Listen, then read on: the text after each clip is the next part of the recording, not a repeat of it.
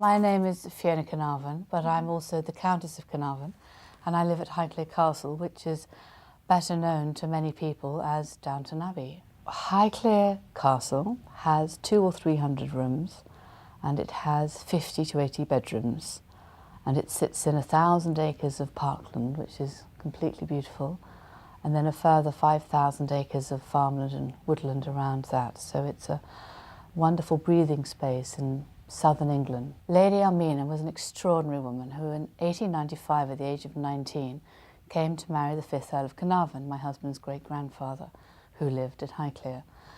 And whilst he was not exactly impoverished, he nevertheless wanted to marry an heiress because he was a little bit in debt. He fixed upon Almina, the illegitimate daughter of Alfred de Rothschild, one of the wealthiest families in Europe at the turn of the 19th to 20th century. She decided she utterly adored him, and he thought he loved her, or might love her. I'm not quite sure at the time. Her dowry was the main thing. It was £500,000, which is some £30 million today, a phenomenal amount of money, and it was in a wonderful thing called cash. Lord Carnarvon wasn't going to marry without money, if you put it like that. There's a line from Jane Austen which says, whilst you should never marry for money, it might be foolish to marry without money, and I think that was Lord Carnarvon's attitude. The staff in Almina's time was much bigger than on Downton Abbey, because there was a house steward, because Highclere was one of the grandest houses, followed by a butler, followed by an under-butler, followed by about 14 footmen, a hall boy, a steward's room boy, maids, cooks, still-room maids, 25 gardeners.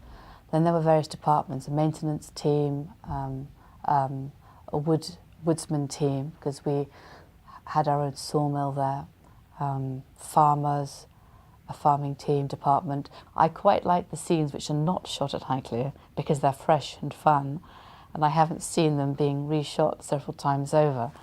But I think what it is there's so many different characters, aren't there? There's, you know, whether people are interested in the Bates story or the O'Brien and Thomas story, or, you know, Cora and Lord Grantham. I always forget whether Hugh Bonneville and Elizabeth McGovern, I always get the real names and the Downton Abbey names muddled up, or whether you are following one of the sisters. I think there's many different stories to many different people.